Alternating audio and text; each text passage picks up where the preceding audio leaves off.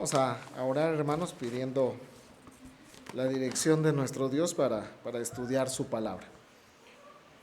Soberano Señor, te damos a ti la gloria, la honra, Señor, y la alabanza. Estamos, Señor, delante de ti, Señor, después de haber entonado, Señor, estas alabanzas, de haber leído públicamente, Señor, tu palabra. Y venimos, Señor, con corazón dispuesto, Señor, a aprender, Señor, de tus mandatos. Permite, Señor, que nuestra mente, Señor, sea controlada por tu Santo Espíritu, para que podamos, Señor, comprender, Señor, tu verdad y podamos vivir, Señor, de acuerdo a tus preceptos. A tu nombre sea la gloria en Cristo Jesús. Amén. Pueden tomar sus asientos, hermanos. Vamos a dar continuidad al estudio que llevamos con nuestro pastor del libro de Deuteronomio. Y vamos a centrar nuestra atención en los versículos que acabamos de leer, versículos del 1 al 6, acerca del año de remisión. Y el tema que vamos a tratar es una preocupación por el necesitado. En nuestro mundo, hermanos, como consecuencia de la caída, como consecuencia del pecado, nosotros nos enfrentamos a mucha necesidad.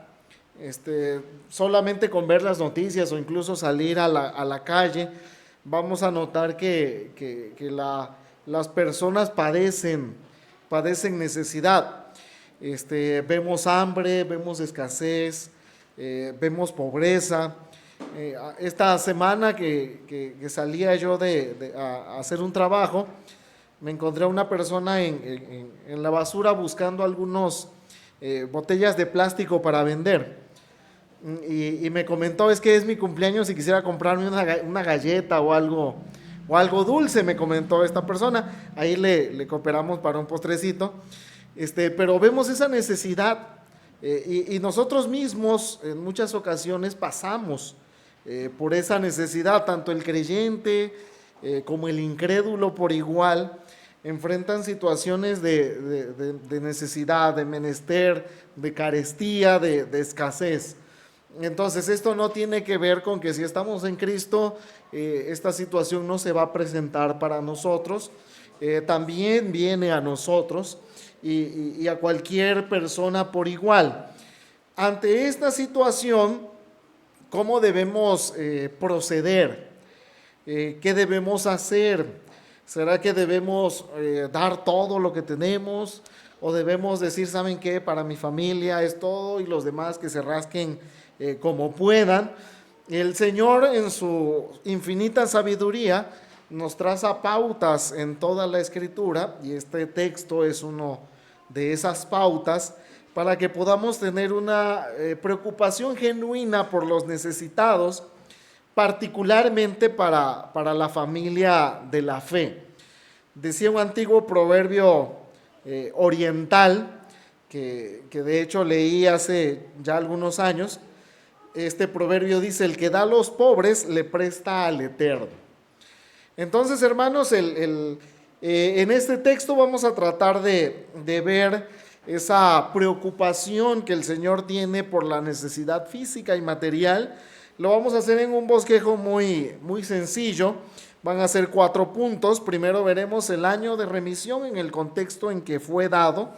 Después vamos a ver prestar a los necesitados.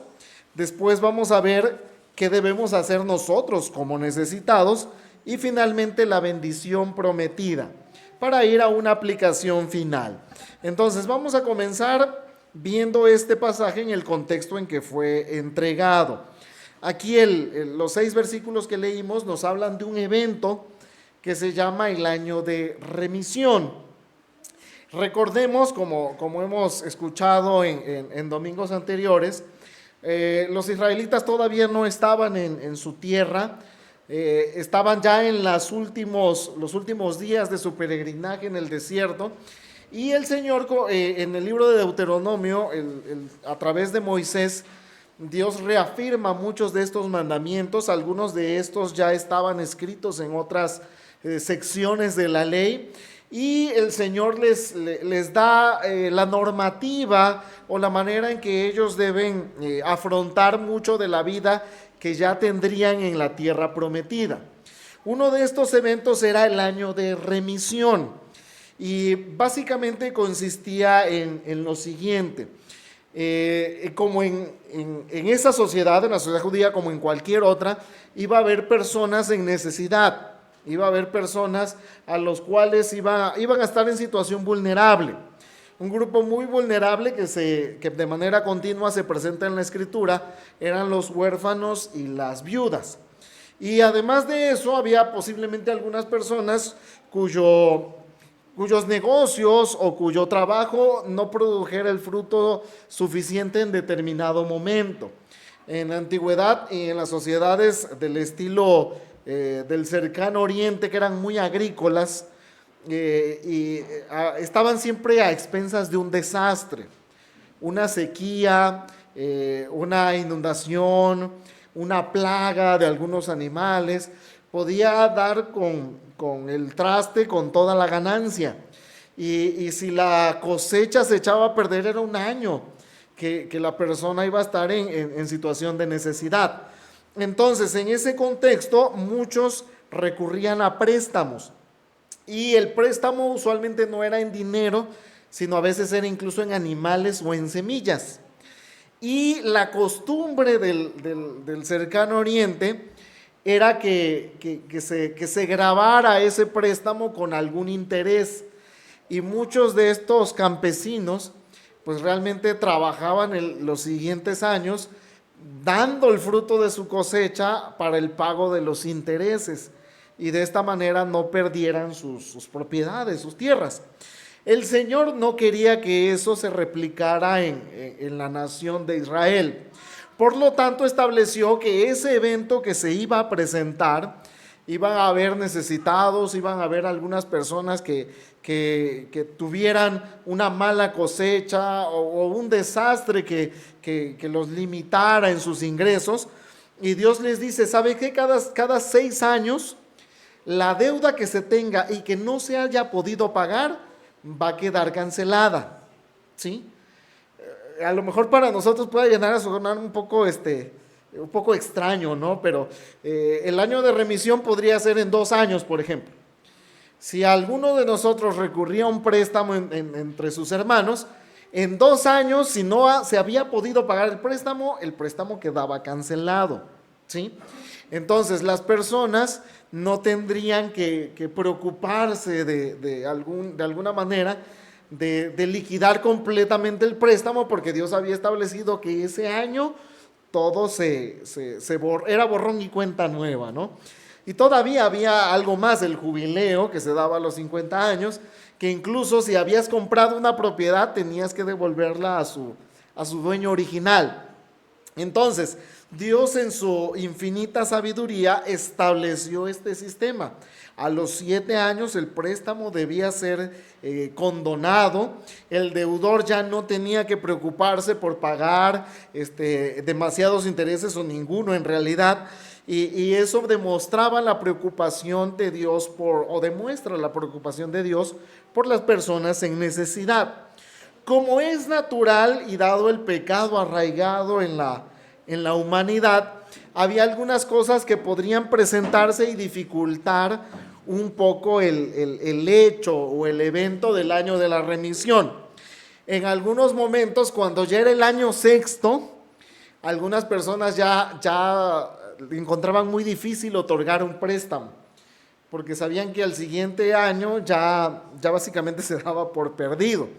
Entonces, y de hecho, hermanos, en varias de estas dificultades, nosotros podemos ver que incluso la nación de Israel tuvo muchos problemas para cumplir con este mandamiento. Si nosotros leemos en la Escritura, no vamos a encontrar que en la historia del Israel nacional se haya cumplido en algún momento el año de la remisión, ni tampoco el jubileo.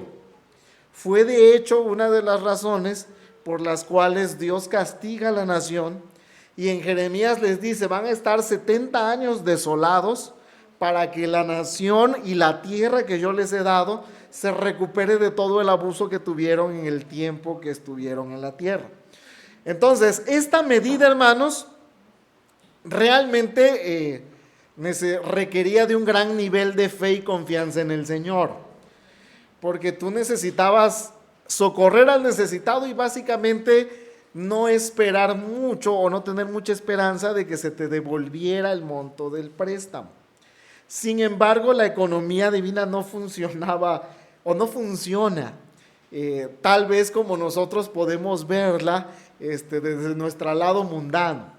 Si nosotros vemos esta medida, hermanos, y lo presentamos a alguien que estudie economía, a algún empresario, seguramente va a decir, si te quieres ir a la quiebra, sigue estas reglas.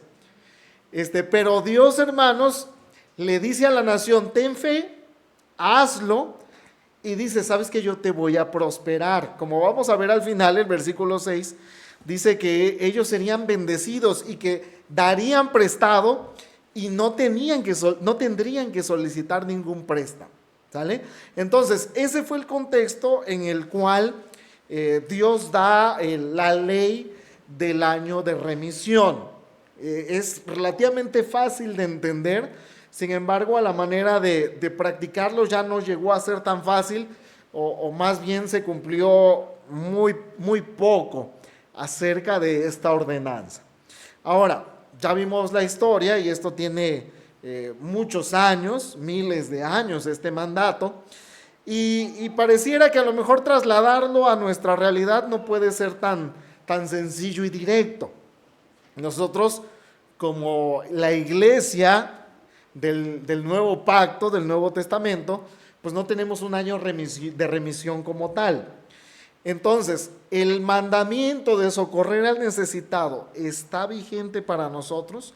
Vamos a pasar a nuestro segundo punto, que es el socorrer al necesitado.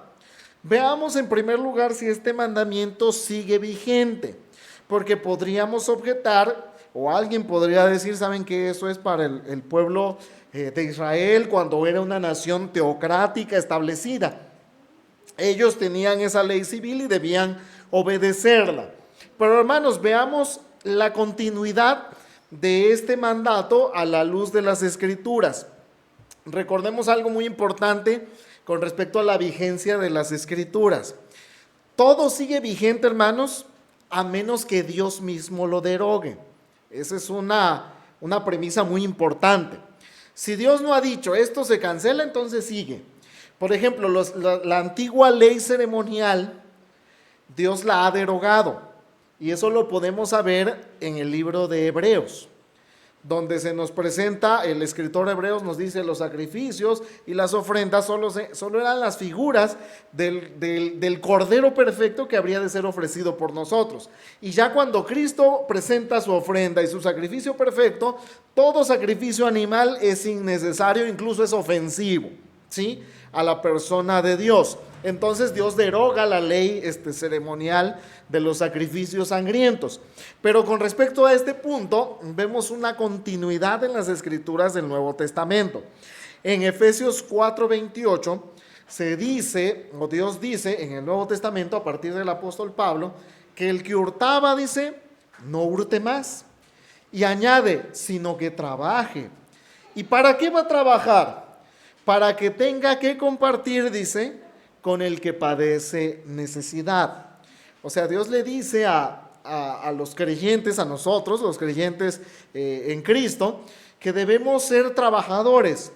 Y ese trabajo que el Señor nos dé debe ser usado también para socorrer a aquellos que están en necesidad. El trabajo con sus manos es hacer un trabajo manual y con un contexto de muy rudo para ganar el sustento. También, hermanos, en el libro de Hechos, nosotros podemos encontrar una colecta que armó la iglesia primitiva, particularmente la iglesia gentil, por una hambruna que el Señor había determinado enviar. Y ellos dijeron, bueno, los pobres de Jerusalén que están en una situación de necesidad y críticos y en situación crítica, pues van a tener dificultades. Entonces organizaron una ofrenda y la mandaron por conducto de Pablo. Y Pablo incluso hace referencia a estas ofrendas en el libro de Corintios, en un texto que seguramente recordamos, donde les dice: cada primer día de la semana, cada uno de ustedes ponga aparte algo según haya prosperado. Y esa ofrenda era necesaria levantar para socorrer a los necesitados. Bernabé, por ejemplo, uno de los líderes de la iglesia primitiva, vende su terreno para sostener a los necesitados de la iglesia primitiva. Entonces vemos una continuidad. No queda derogada esta preocupación de Dios acerca de las personas en necesidad, sino por el contrario, es reafirmado. También tenemos el caso de Dorcas, que hacía algunos vestidos para las personas en necesidad. Ahora bien, ya que hemos visto que esta continuidad nos alcanza a nosotros, es necesario, hermanos, considerar el mandamiento que nosotros debemos aplicar. Dios, hermanos, quiere usarnos a nosotros para hacer ese apoyo y ese sostén a las personas que están en necesidad. Puede ser, y ahorita vamos a ver, que sea alguien creyente o alguien incrédulo. Pero Dios, hermanos, quiere que nosotros mantengamos siempre esa preocupación por auxiliar a las personas que carecen de los medios suficientes para sostenerse por sí mismos. En ocasiones, hermanos, dentro del contexto de nuestras iglesias, podemos ver a algunas personas que necesitan, que requieren ese apoyo. Y es, hermanos, la responsabilidad de la iglesia atender esa necesidad.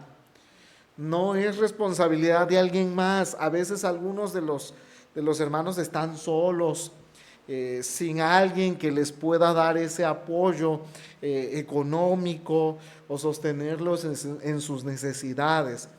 Hermanos, es ahí la labor de la iglesia, y enfatizaremos esto: no es labor del gobierno y no es labor de alguien más.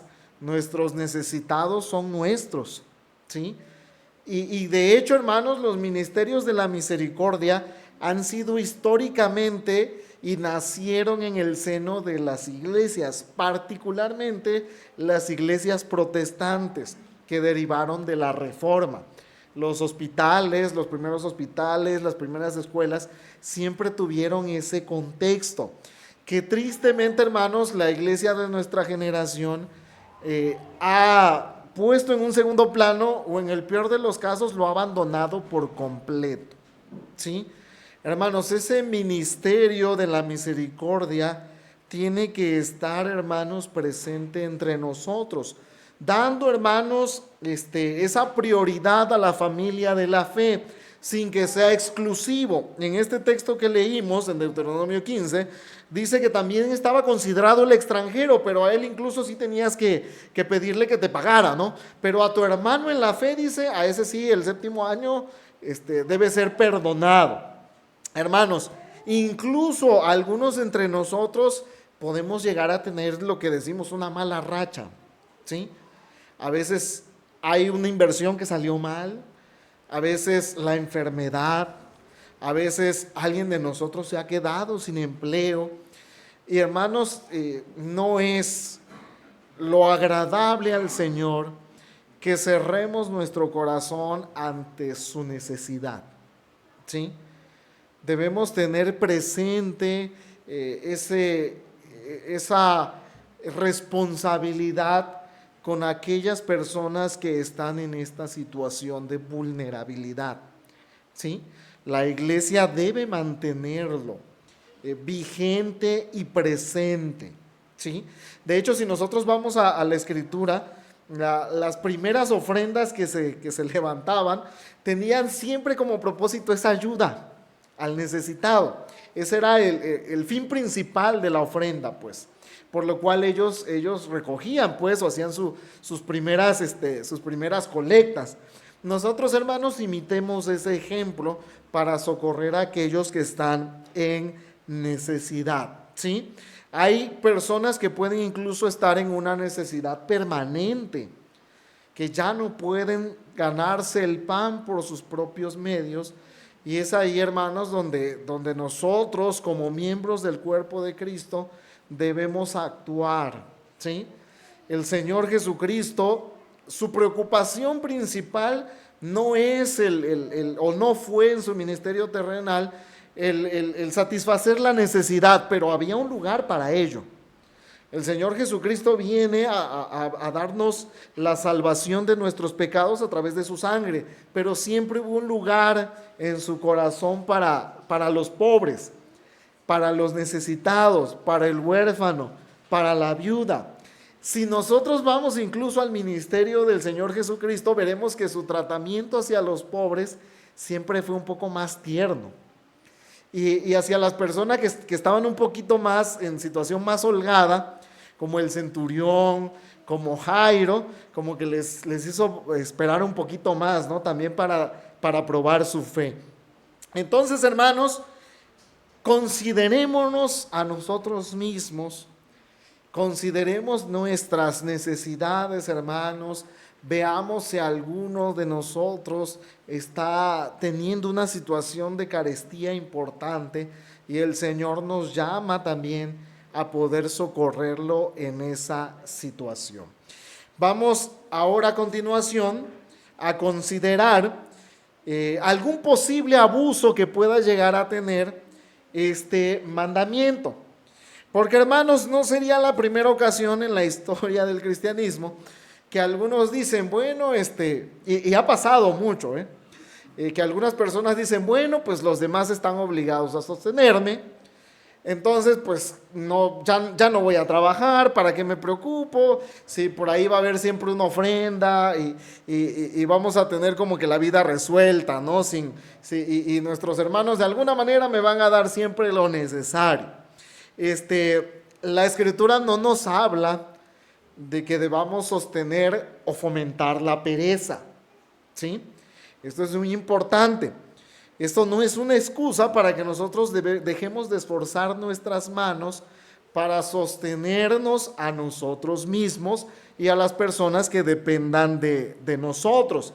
Estamos hablando, hermanos, de que en algún momento puede haber alguna situación anormal que nos baje todos nuestros recursos.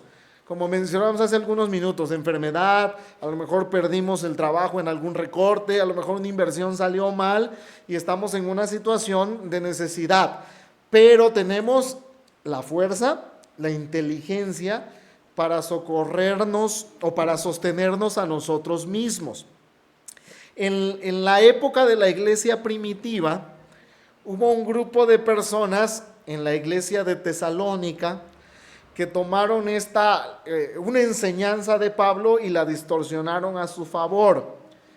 Ellos, como Pablo les escribe la primera carta a tesalonicenses y les dice, el Señor va a venir pronto, ellos dijeron, pues ya viene pronto, pues qué necesidad tenemos de seguir trabajando, ¿no? Si lo pensamos modernamente, seguramente dijeron, bueno, sacamos la tarjeta de crédito, la empeñamos toda, total, Cristo viene pronto. Y esas personas comenzaron de hecho a dejar de trabajar y se la pasaban de casa en casa buscando la comida de los hermanos. El apóstol Pablo recibe esas noticias y en la segunda carta a Tesalonicenses denuncia este abuso y les dice, ¿sabes que no quieres trabajar? Tampoco comas, ¿sí? Estamos hablando, hermanos, que nuestra situación de necesidad puede ser un momento en particular, algún tiempo de escasez, pero hermanos, después hay que seguir trabajando y hermanos, yo sé que la deuda entre nosotros puede a lo mejor no ser necesaria pagarla, pero por decencia cristiana, nosotros si tenemos esa situación, si hemos sido beneficiados y bendecidos de esa manera, debemos hacer lo posible por reintegrarlo a los hermanos que amablemente lo hicieron, ¿sí? Debemos seguir trabajando, hermanos, para poder estar, digamos, en paz con ellos, ¿sí? No es este mandato una excusa para que abusemos de la buena voluntad de la iglesia, ¿sí? Y hermanos, eso tiene mucho que ver con el contentamiento cristiano. Entendamos, hermanos, por necesidad una situación complicada, una situación difícil de enfermedad o de escasez repentina. Pero hermanos, no podemos entender por necesidad que el hermano preste porque se quiere ir de vacaciones al extranjero o porque ya se cansó de andar en bicicleta y quiere un coche y quiere que de alguna manera todos lo financiemos. Hermanos, la Escritura nos llama a tener una actitud de contentamiento. El apóstol Pablo le dice, dice en una de sus cartas, aquí olvidé citarlo, Filipenses 4:11, le dice a los filipenses que hemos de estar contentos con lo que tenemos, cualquiera que sea nuestra situación. Dice el apóstol Pablo, he aprendido, ¿sí?, a contentarme cualquiera que sea la situación. Y dice, he aprendido a vivir humildemente, pero también para tener abundancia, para tener escasez y para tener necesidad, pero también para estar saciado. Hermanos, nosotros debemos tener esa actitud de contentamiento también, cualquiera que sea nuestra situación. Hay momentos en que el Señor se complace en darnos en lo material más de lo que necesitamos. Estamos muy bien. Y obviamente en ese momento pues es fácil tener contentamiento. Pero el Señor también nos llama a que cuando no lo estamos pasando bien, a lo mejor ya no hay para un corte de carne en nuestra comida, pero sí hay para arroz, frijoles. Y dice el Señor, gózate en eso porque yo te sostengo. Hermanos, mucho de la aparente carestía y la aparente necesidad viene de eso. En ocasiones una mala administración, gastar más de lo que estamos ingresando, nos va a llevar a una situación ahorcada. Y vamos, hermanos, a realmente a convertirnos en un problema cuando debemos tener el contentamiento cristiano y vivir de acuerdo a lo que el Señor nos provee, ¿sí? En ocasiones nos da el Señor la bendición de comprar quizás ropa de marca prestigiosa. En ocasiones no, ¿sí? En ocasiones tenemos que contentarnos quizás con alguna ropa más genérica. Gloria sea al Señor porque estamos vestidos, ¿sí? Pero no debemos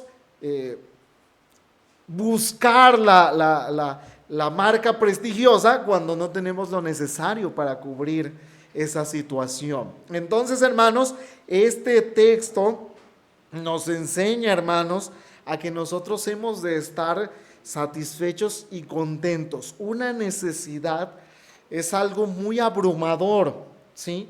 No es algo para gastarse en cosas superfluas o en cosas que no son verdaderamente de vida o muerte. El Señor Jesucristo le dice a sus discípulos, mira, ustedes tengan techo, tengan comida y con eso estén contentos, ¿sí? Obviamente si vamos a trabajar más y el Señor nos permite también disfrutar algo de sus muchas providencias, obviamente también lo vamos a disfrutar. El apóstol Pablo también escribe que él le escribe a Timoteo y le dice, el Señor nos da estas cosas abundantemente para que las disfrutemos. Es decir, que si el Señor te bendice y tú quieres hacer X compra, disfrútala, es bendición del Señor, tampoco es pecaminoso hacerlo. Muy bien, entonces ya hemos visto 3 puntos, estamos ya por concluir, vamos a ir a la última parte, la bendición prometida. En el texto que leímos, particularmente en el versículo 4 y el versículo 6, el Señor de alguna manera invierte todo lo que sabemos de leyes económicas, ¿sí? Él le dice, si tú haces esto, si tú sostienes al necesitado, si tú compartes tu pan con el hambriento, hay una promesa extraordinaria, el versículo 4, para que así no haya en medio de ti mendigo, porque Jehová te bendecirá con abundancia. El versículo 6 nos dice, Jehová te habrá bendecido, prestarás entonces a muchas naciones y tú no tomarás prestado. No es que vayamos aquí a exponer algo acerca del Evangelio de la Prosperidad, que es algo falso. Pero Dios, hermanos, en términos generales, sí promete bendición y sostener a su pueblo. Eso es algo que no podríamos borrar de la Biblia. Y nosotros, hermanos, lo podemos trasladar particularmente a la enseñanza de Jesús en el Nuevo Testamento, en el contexto del Sermón del Monte, Mateo 6, 25 al 34, donde le dice a su pueblo: tú no te preocupes. Si Él cuida de las aves, también cuida de nosotros. ¿Sí? Hay incluso un himno que resalta esa enseñanza. Entonces, hermanos, el Señor nos da ese desafío. Nos dice: obedéceme en esto. Aunque para el mundo no tenga quizás ni pies ni cabeza, que nosotros apartemos una parte para sostener al necesitado, quizás en términos matemáticos y numéricos, alguien puede llegar a decir: bueno, eso te va a ocasionar siempre una fuga de todos tus ingresos. Pero el Señor dice: hazlo, ¿sí? Nos desafía y nos dice: hazlo y vas a experimentar la verdadera bendición, ¿sí? Y el Señor, hermanos, en su palabra nos insta a que podamos descansar en Él, y Él nos sustentará en nuestra necesidad, ¿sí? El Señor Jesucristo le dice a sus discípulos en este pasaje que hemos leído, y pone dos ejemplos y dice: miren las aves del cielo y miren el lirio del campo. Leía yo un comentario referente a esta enseñanza, que realmente fue muy ilustrativo para mí. Y decía la persona que hace este comentario, o escribe la persona, y dice: ¿cuándo hemos visto una convención de aves para ver cómo le van a hacer para sobrevivir en la sequía o en situaciones de necesidad? Nunca lo vemos, ¿sí? No vemos nada parecido. En el Señor, hermanos, en estos animales que no tienen la misma razón que nosotros, les ha dado ese instinto para saber que Él va a proveer algo, ¿sí? Y miren, hermanos, el Señor Jesucristo no puso su sangre por las aves, y por nosotros sí lo hizo. Si sostiene a las aves, ¿cuánto más a nosotros? Y el Señor Jesucristo dice: hombres de poca fe, ¿sí? Entonces el Señor nos va a sostener, hermanos. Hay un dicho de Charles Spurgeon, que igual es muy ilustrativo en este punto en particular. En uno de sus sermones dijo Spurgeon: aquel que llama a las estrellas por su nombre no tendrá dificultad en cuidar de sus propios hijos. El Señor, hermanos, sostiene la naturaleza y la creación con la palabra de su poder, ¿sí? Hermanos, cuanto más ustedes y yo, que el Señor desde la eternidad nos tiene apartados y separados, y ha otorgado a su propio Hijo en rescate por nosotros, ¿cómo no nos dará con Él, dice la Escritura, todo lo demás? ¿Sí? Entonces, como conclusión, hermanos, y como aplicación, como creyentes, hermanos, tenemos esa continuidad con ese mandato. Apoyemos a las personas en necesidad, sin esperar quizás la devolución. El Señor básicamente en este texto nos dice: va a llegar el momento y yo te lo devolveré. Pero hermanos, si nosotros somos los que estamos en necesidad, ¿sí?, por alguna situación, tengamos en primer lugar contentamiento cristiano. No todo es necesidad, ¿sí? O sea, un zapato de marca no es una necesidad, ¿sí? Entonces, primero tengamos el contentamiento, pero si es necesario por alguna situación muy apremiante, hermanos, cuando salgamos de esa situación apremiante, trabajemos con nuestras manos para también, hermanos, ayudar al necesitado y, hermanos, compensar al hermano que tuvo ese gesto de amor hacia nosotros.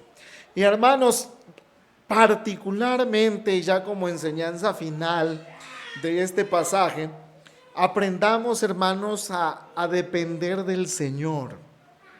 Nos gusta, hermanos, quizás tener esa ilusión de que nosotros tenemos la fuerza y lo necesario para suplir nuestra propia necesidad.